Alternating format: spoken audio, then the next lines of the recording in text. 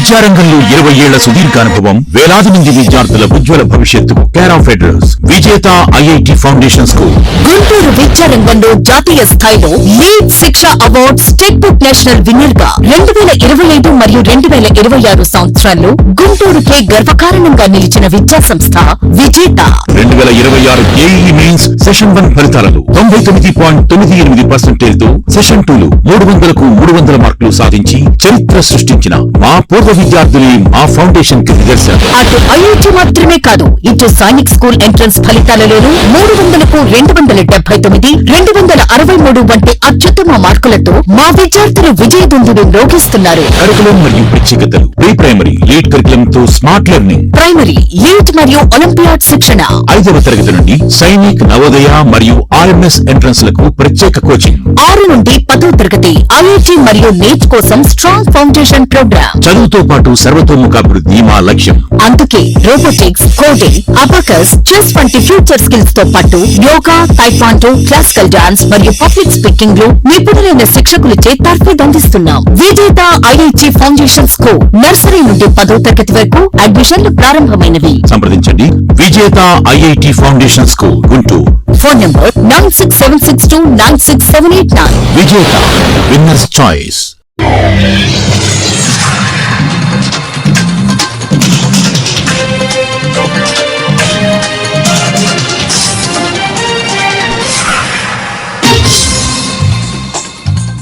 నమస్కారం, city news కి స్వాగతం. ఈనాటి వార్తా విశేషాలు.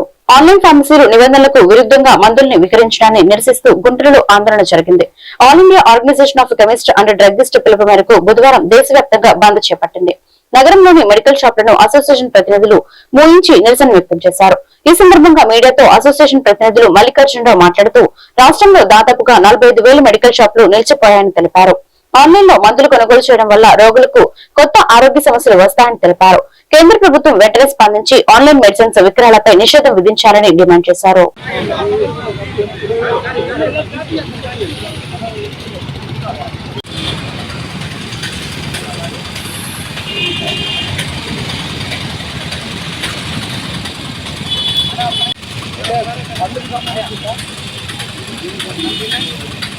ఆరోగ్యం ఆరోగ్యం ఆరోగ్యం ఆరోగ్యం ప్రజల ఆరోగ్యం అమ్మడాన్ని మందులు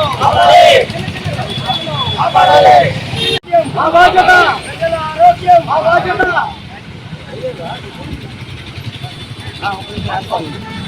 మా బాధ్యత, ప్రజల ఆరోగ్యం మా బాధ్యత.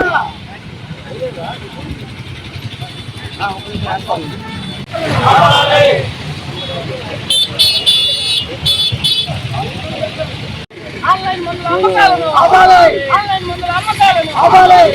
చిన్న చిన్న వ్యాపారస్తుల్ని ఆపాలి, చిన్న చిన్న వ్యాపారస్తుల్ని ఆపాలి. ఆన్లైన్ మందుల అమ్మకాలను ఆపాలి, ఆన్లైన్ మందుల అమ్మకాలను ఆపాలి, ఆన్లైన్ మందుల అమ్మకాలను ఆపాలి.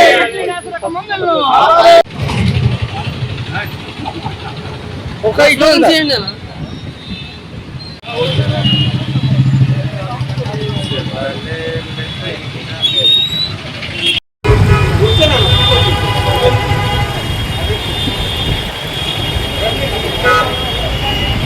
మారింది తర్వాత వచ్చింది కానీ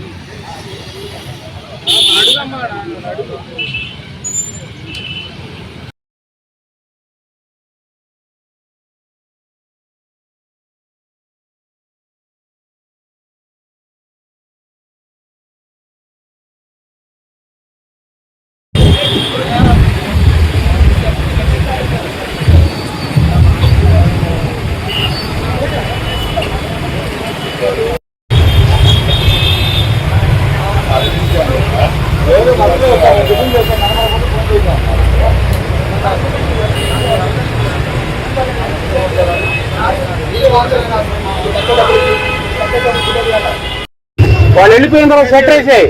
వెళ్ళేదాకా ఉందాం. షట్టర్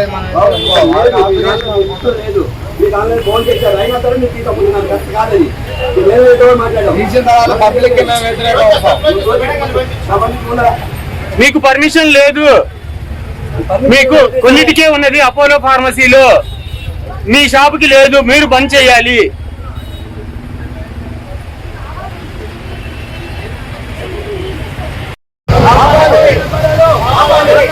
వ్యాపారాలు ఆన్లైన్ వ్యాపారాలు ఆన్లైన్ వ్యాపారాలు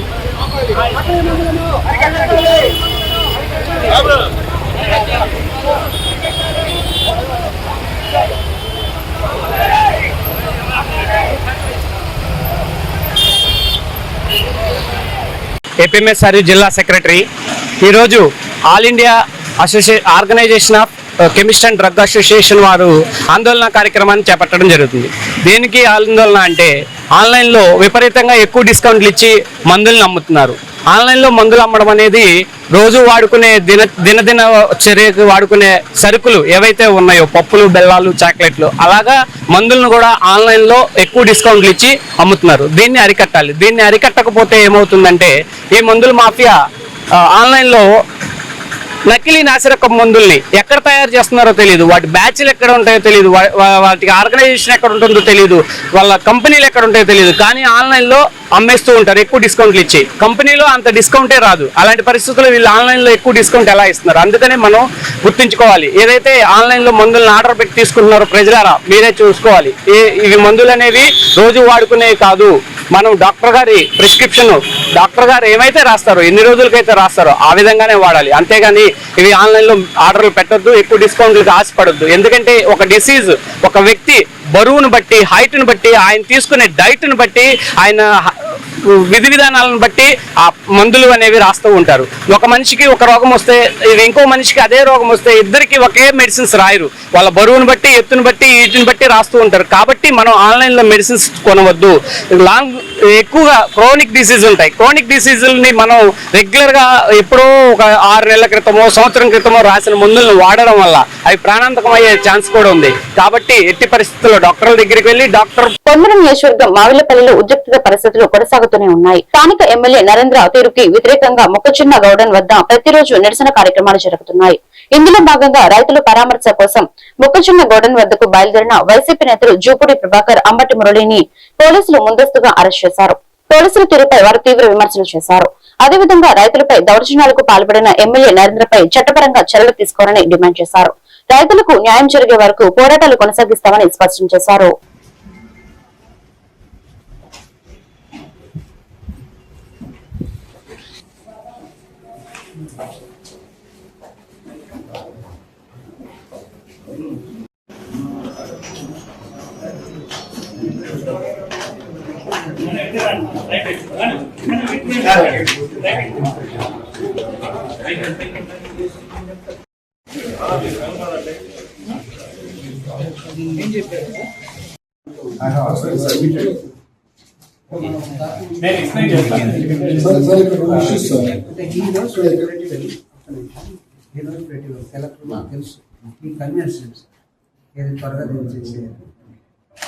పేపర్స్ అన్ని కూడా ఆల్రెడీ సబ్మిట్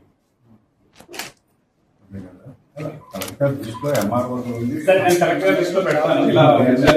సార్. మీరు ఎంఆర్ఓతో మాట్లాడారు. ఈవినింగ్ 5 వరకు చూద్దాము. 5 లోపు కనుక షట్టర్ ఓపెన్ చేయకపోతే మళ్ళీ మనం ఏం లేదు సార్, చిన్న ఇష్యూ సార్. దీన్ని కావాలని పెద్ద మొత్తంలో చేస్తారు అంతే. అంటే నేను వస్తానని చెప్తున్నాను, టైం చెప్పలేను కదా.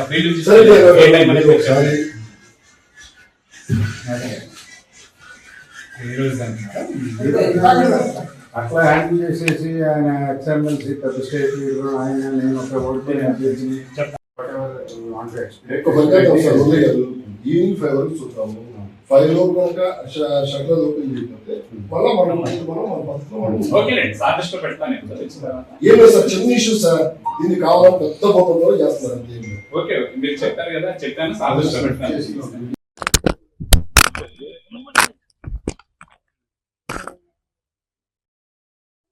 ఈ ప్రాంతంలో మురళీకృష్ణ గారు గొంతు నొక్కొచ్చు అనుకుంటున్నారేమో, కానీ రాష్ట్రం అంతా 175 నియోజకవర్గాలు ఉన్నాయి. నొక్కలరా? ఒకవేళ 2 సంవత్సరాలు ఇచ్చుకోండి మీ ప్రోగ్రెస్ రిపోర్ట్. ఏ రైతులు, రైతు కూలీలు మీ వ్యవస్థలో, మీ పాలనలో బాగున్నారని చెప్పగలరా మీరు ధైర్యంగా? మీ విహారయాత్రలు ఒకటి కాదు, అని మునిగిపోయినట్టు 3 పోతారు. ఒక అతను మాట్లాడుతూనే ఉంచాడు, మాట్లాడేటిపోయాడో తెలీదు. ఆఖరికి మాట్లాడాల్సిన పరిస్థితి వస్తే తన కోల్పోవాలనే తిట్టేసి మిమ్మల్ని ఎవడేమన్నాడు ఓటు అనేసి వెళ్ళిపోయాడు. అది మీ కూటమిలో ఉన్నటువంటి పరిస్థితి. ఈరోజు కులాలు తమంతట తాము ఐకమత్యం అవుతా ఉన్నాయి. దానికి ఎవడు అవసరం లేదని చెప్తున్నారు. మేము ఒకటి నమ్మితే నట్టేట ముంచాడని చెప్తున్నారు. అతన్ని ఇంకొక అతను ముంచేసి ఇతనికి ఏదో ఒక ప్యాకేజ్ ఇస్తే ఇతను పడుకుంటాడులే ఎక్కడో చోట మేము వెళ్ళొచ్చని తండ్రి కొడుకులు భావిస్తున్న నేపథ్యం. ఇదేమన్నా కేసు? దాని గురించి ఫైనాన్స్ క్వశ్చన్ చేస్తే కేసు. దాన్ని కడుతున్న బిల్లు మీరు బిల్డింగులకి ఇటుకలన్నీ అద్దాలన్నీ కిటికీలన్నీ ఎక్కడి నుంచి ఇస్తున్నారు? ఏ దేశం మిమ్మల్ని ప్రోత్సహిస్తూ ఉంది? మీరు బ్రిటిష్ వాడి తర్వాత ఈస్ట్ ఇండియా కంపెనీ కన్నా దారుణంగా తయారైపోయారు కదా. So you people have been surrender your self and you are trying to YSR Congress party గొంతును నొక్కాలని చూస్తూ ఉన్నారు. చెల్లదు. రాసుకోండి, కూటమి నేతలారా రాసుకోండి. మీరు ఒకళ్ళు ముగ్గురు కలిసి ఉంటే నాకు తెలిసి BJP silence. The person who came, నేను క్వశ్చన్ చేస్తా, నేను అరుస్తా, గొంతేసుకొని ఇట్టంట అట్టంట వచ్చిన ఆయన కూడా బయట సైలెన్స్. అరే క్యా హోగా? సామాన్య రైతులదని తేలిపోయింది. అయినా ఇప్పటి వరకు కూడా మీరు గోడౌన్ ఓపెన్ చేయడం లేదు. సో ఆ గోడౌన్ ఓపెన్ చేయించాలనేటువంటి ప్రయత్నం జరుగుతూ ఉంది. సో అట్లీస్ట్ ఒక ఇంటరమ్ రిలీఫ్ అంటే ఆ వ్యక్తుల స్టాక్ వాళ్ళకి ఇచ్చేస్తే వాళ్ళు కూలీలకి డబ్బు కట్టుకోవాలి. మీరు చూశారు, మీడియాలో అనేక సార్లు కనిపించారు రైతులు అంతా కూడా కూలీ నాలి చేసుకునే స్థాయిలో ఉన్నారు. కానీ కౌలు రైతులు ఉన్నారు దీనిలో. సముద్రయ్య మరి తెలుగుదేశం పార్టీలో 30 ఏళ్ళు మరి ధూళిపాల నరేంద్రకు సేవ చేసినటువంటి వ్యక్తి. ఇలాంటి వ్యక్తుల మీద కక్ష కట్టి ప్రభుత్వం ఇలా చేయడం ధర్మం కాదు. కనుక ముందు వెంటనే ఆ గోడౌన్ విడుదల చేయాలని మా ఫస్ట్ డిమాండ్. రెండోది, రాష్ట్ర వ్యాప్తంగా 2400కి మా ప్రధాన డిమాండ్ ఏందో దానికి అనుగుణంగా ఈ ధూళిపాల నరేంద్ర అనేటువంటి కిరాతకుణ్ణి మొక్కజొన్నల బకాసురుని పక్కన పెట్టి వెంటనే మద్దతు కేంద్రాలు తెరిపించాలనేది మా రెండవ డిమాండ్. మా మూడవ demand, SC ST atrocities case పెట్టినటువంటి వ్యక్తులు, దానికి అలాంటి నేరాలు చేసే వ్యక్తులు కాదో మీడియా సాక్షిగా మీకు ఇప్పటికే తెలుసు, కానీ ఆ కేసుని వెంటనే ఉపసంహరించాలని.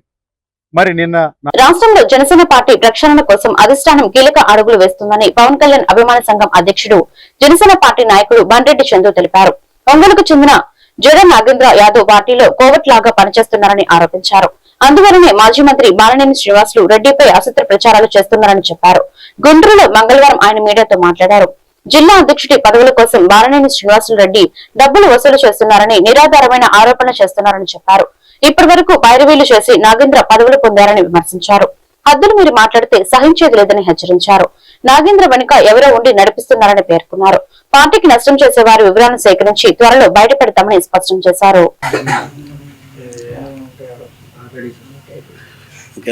జనసేన పార్టీలో ఈ మధ్యకాలంలో జరుగుతున్న పరిణామాలలో చాలా మంచి విషయం ఏంటంటే, పవన్ కళ్యాణ్ గారు పార్టీ బాధ్యతల్ని ప్రక్షాళన చేయాలని చెప్పని నిర్ణయించుకొని పార్టీ బాధ్యతల్ని రామ్ తాలూరి గారికి అప్పచెప్పారు.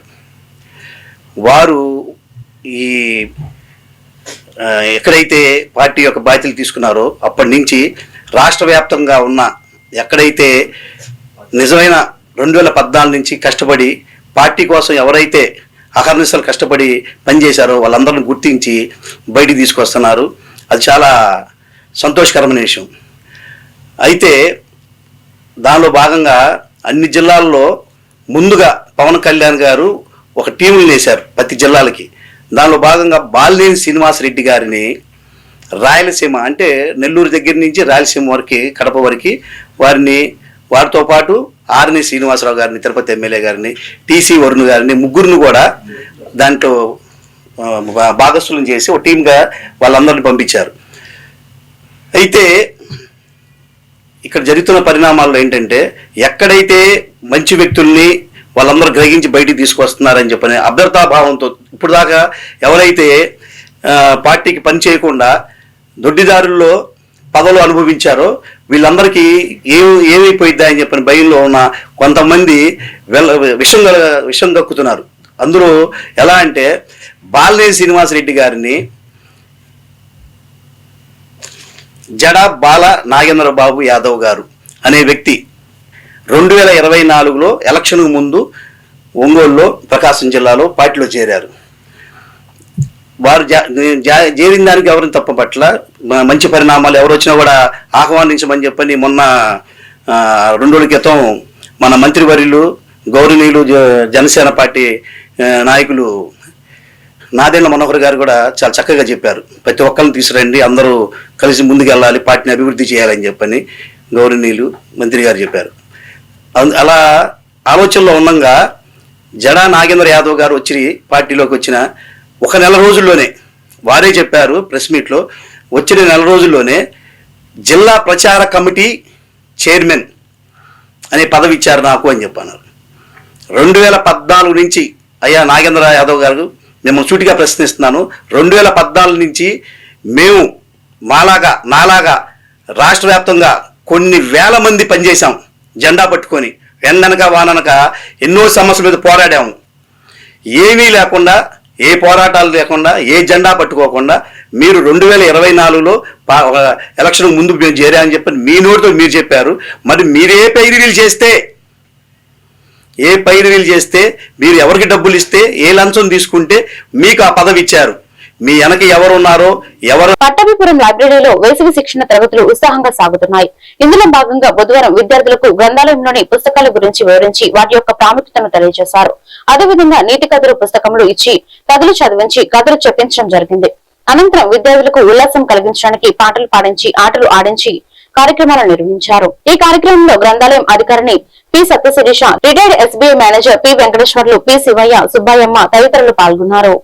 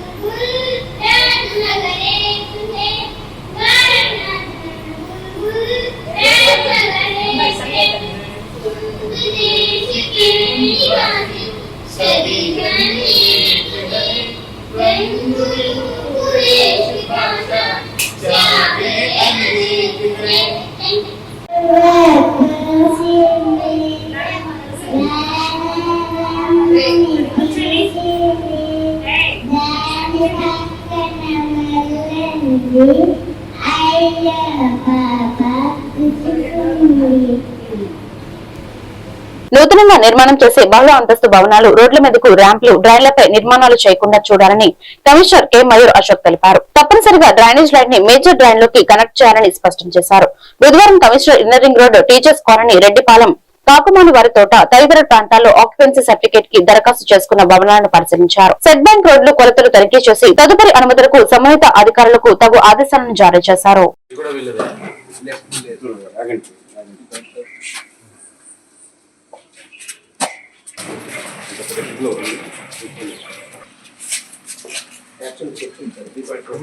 ఇక్కడ ఎక్కువ ఉంది. మాట్లాడుకొని మీరు తెచ్చేయాలి కదా, జస్ట్ కింద చూసి వెళ్ళిపోవాలా ఏంటి? ఎక్విప్మెంట్ బిగిచ్చేస్తాండి కనెక్షన్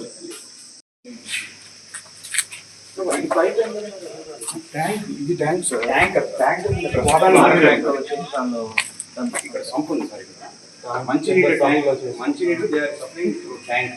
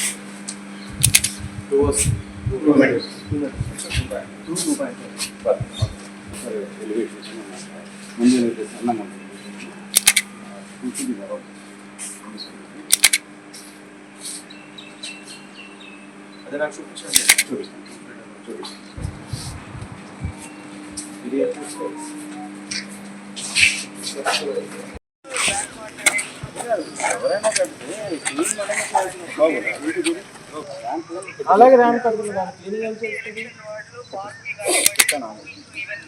చెప్పానంటే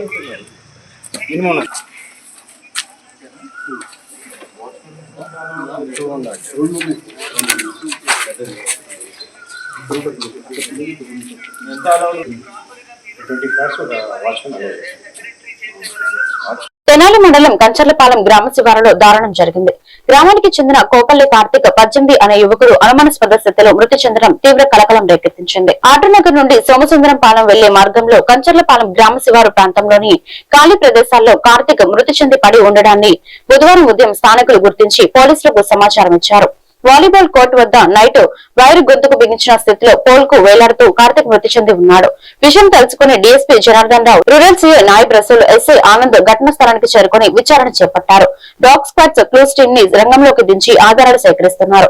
మృతదేహాన్ని పోస్టుమార్టం నిమిత్తం ప్రభుత్వ వైద్యశాల మార్పిడికి తరలించారు. మృతుడి సెల్ ఫోన్ డేటా పరిశీలించి విచారణ జరుపుతామని, ప్రస్తుతానికి అనుమానాస్పద మృతిగా దర్యాప్తు చేస్తున్నట్లు సీఐ నాయబ్ రసూల్ తెలిపారు.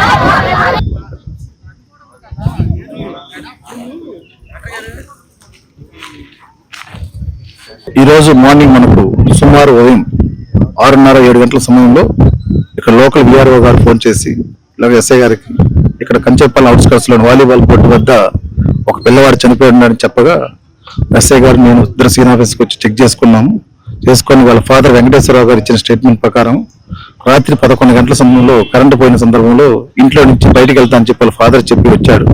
తర్వాత ఎంతటికి రాలేదు. వాళ్ళు కూడా చెక్ చేసుకుని కొంచెం రాకపోతలకి వస్తారు అనుకున్నారు. మార్నింగ్ వచ్చేతలకి ఈ విధంగా అతను ఇట్లా చనిపోయి ఉన్నాడు.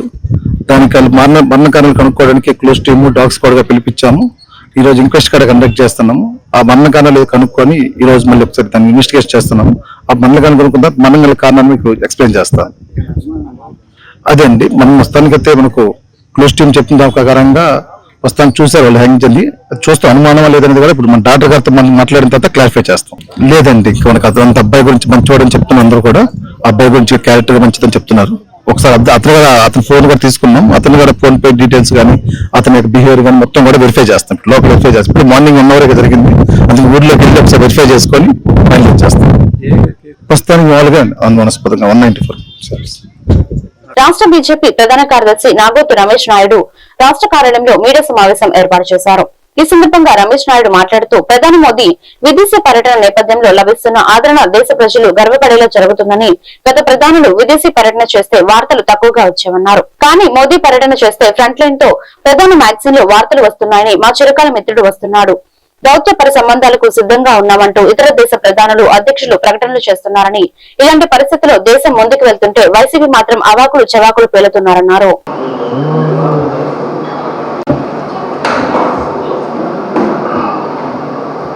భారత ప్రధాని శ్రీ నరేంద్ర మోడీ గారు విదేశీ పర్యటన చేస్తున్నటువంటి క్రమంలో లభిస్తున్నటువంటి ఆదరణ ఏదైనా గమనించినట్లయితే ఈ దేశానికి సంబంధించిన సగటు భారతీయుడు గర్వపడేలాగా తన పర్యటన అనుక్షణం జరుగుతుంది. ఒకప్పుడు ఈ దేశానికి సంబంధించినటువంటి భారత ప్రధాని రాష్ట్రపతులు విదేశీ పర్యటన చేస్తే ఆ దేశాల్లో ఉన్నటువంటి మీడియా అంతా కూడా రమేష్ నాయుడు ప్రెస్ మీట్ పెడితే ఏ విధంగా అయితే జోన్ పేజీలో 4 లైన్లు వస్తుందో ఆ విధంగా మన దేశ అధ్యక్షులు ప్రధానమంత్రుల యొక్క వార్తలు విదేశాల్లో ప్రచురించేటివి ఆ మీడియా సంస్థలన్నీ కూడా ఆ స్థానంలో. కానీ ఈరోజు నరేంద్ర మోడీ గారు విదేశీ పర్యటన పోతున్నారంటే ఆ దేశాల్లో ఉన్నటువంటి ప్రధానమంత్రులు అధ్యక్షులు వాళ్ళ యొక్క స్వదస్తూరితోటి ఫ్రంట్ లైన్ మ్యాగజైన్లో వ్యాసాలు రాసేటువంటి పరిస్థితి. భారతదేశంతో మేము వ్యూహాత్మకమైనటువంటి ఒప్పందం పెట్టుకోబోతున్నాం, మా యొక్క చిరకాల మిత్రుడు భారతదేశానికి సంబంధించిన ప్రధాని వస్తున్నాడు, శాస్త్ర సాంకేతిక వాణిజ్య రంగాల్లో పురోగతి సాధించడం కోసం వ్యూహాత్మకమైనటువంటి నిర్ణయాలు జరగబోతున్నాయని చెప్పి పెద్ద ఎత్తున వాళ్ళకు వాళ్ళే ప్రచారం చేసేటువంటి పరిస్థితి. మరొక వైపు మనం చూసాం, నెదర్లాండ్లో స్వయంగా నరేంద్ర మోడీ గారికి ఆ దేశానికి సంబంధించినటువంటి రక్షణ విహంగాలు ఏవైతే ఉన్నాయో అవి గాలిలో స్వాగతం పలికినటువంటి తీరు మనందరం కూడా గర్వపడాలి. అలాంటి పరిస్థితుల్లో ఈ దేశం ముందుకు పోతుంటే వైఎస్ఆర్సీపీ మౌత్ పీసుల్లాగా ఉన్నటువంటి కమ్యూనిస్టులు అవాకులు చవాకులు పెరగడం ఏదైతే ఉందో అది బాధాకరమైనటువంటి విషయం. ఈరోజు వైఎస్ఆర్సీపీకి సంబంధించినటువంటి కొందరు లేకపోతే వైఎస్ఆర్సీపీ మౌత్ పీసుల్లాగా ఉన్నటువంటి కమ్యూనిస్టు సోదరులు మాట్లాడుతున్నారు పెట్రోలు డీజిల్ ధరలు పెరిగాయి అని చెప్పి. ఇదేమన్నా మనం కృత్రిమంగా పండించేటువంటి పంట? ఈ దేశంలో ఉత్పత్తి అయ్యేది 2%, విదేశాల నుంచి దిగుమతి చేసుకునేది 98%. అయినప్పటికీ కూడా ఇంత క్రైసిస్లో కూడా రేట్లు పెంచకుండా ఈ దేశ ప్రజల మీద పెనుభారం పడకుండా కాపాడుతూ వచ్చారు. కొద్ది గొప్ప పెంచారు, పెంచితే తప్పేంది? సమాజం అంతా కూడా అర్థం చేసుకుంటుంది. యుద్ధం మనకు సంబంధం లేకుండా యుద్ధాలు జరుగుతున్నాయి. ఆ యుద్ధాలు జరుగుతున్నటువంటి క్రమంలో రవాణా వ్యవస్థ స్తంభించింది. స్తంభించినటువంటి సమయంలో అవునన్నా కాదన్నా కొంత పెరిగేటువంటి ఆస్కారం ఉంది కాబట్టి పెరిగాయి. అది ప్రజలు కూడా గొప్ప మనసుతోటి స్వాగతిస్తున్నారు. కానీ ఉండబట్టలేక ఈ యొక్క వైఎస్ఆర్సీపీ లేకపోతే కమ్యూనిస్టులు అందరూ కూడా విమర్శలు గుప్పించడం, ఈ యొక్క ఫేక్ ఉద్యమాలు చేయడం. రాష్ట్ర కమిటీ పిలుపు మేరకు భోజన విరామ సమయంలో గేట్ మీటింగ్ నిర్వహించిన Gudivada RTC depot national Mazdoor union association నాయకులు ప్రధానమైన తమ డిమాండ్లను రాష్ట్ర ప్రభుత్వం వెంటనే అమలు చేయాలన్నారు. 1. రాష్ట్ర ప్రభుత్వం కొనుగోలు చేయనున్న ఎలక్ట్రికల్ బస్సులను ఆర్టీసీ ద్వారానే కొనుగోలు చేయాలని, ప్రభుత్వం ఎలక్ట్రికల్ బస్సులను కొనుగోలు చేసి వాటి నిర్వహణ ప్రైవేట్ వ్యక్తులకు అప్పగించకుండా ఆర్టీసీ సిబ్బందికి అప్పగించాలని, గతంలో OR పర్సెంటేజ్ 65% ఉండగా ఈ రోజు 100% పెరిగిందని, విధుల్లో చనిపోయిన వారి కుటుంబాలకు సెటిల్మెంట్లు త్వరగా పూర్తి చేసి వారి కుటుంబాలను ఆదుకోవాలని, పెండింగ్ లో ఉన్న 4 DAలు ఎన్కాష్మెంట్లు ఏరియర్స్ ఇవ్వాలని డిమాండ్ చేశారు. जिंदाबाद नेशनल मजदूर यूनियन, जिंदाबाद नेशनल मजदूर यूनियन, वैसीनो पीवी रमणारेड्डी गाరి నాయకత్వం, पीवी रमणारेड्डी గారి నాయకత్వం.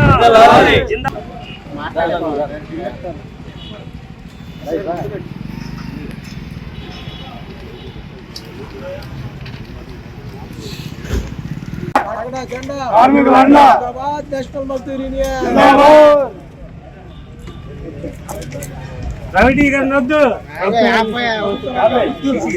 అందరికీ నమస్కారం అండి. గుడివాడ నేషనల్ మజ్దూర్ యూనియన్ తరఫున యూనియన్ సెక్రటరీగా రాష్ట్ర కమిటీ పిలుపు మేరకు ఇవాళ రేపు ఎర్లీ మార్నింగ్ రెడ్ బ్యాడ్జెస్ 12 గంటలకి గేట్ మీటింగ్ పైనుంచి ఆదేశం వచ్చిందండి. రాష్ట్ర కమిటీ పిలుపు మేరకు ఈరోజు దాంట్లో మొదటి రోజుగా పొద్దున్న నుంచి రెడ్ బ్యాడ్జెస్తో కార్మికులందరూ ఉద్యోగాలకు వెళ్ళారు. అదేవిధంగా ఇప్పుడు 12ంటికి గేట్ మీటింగ్ జరుగుతుందండి.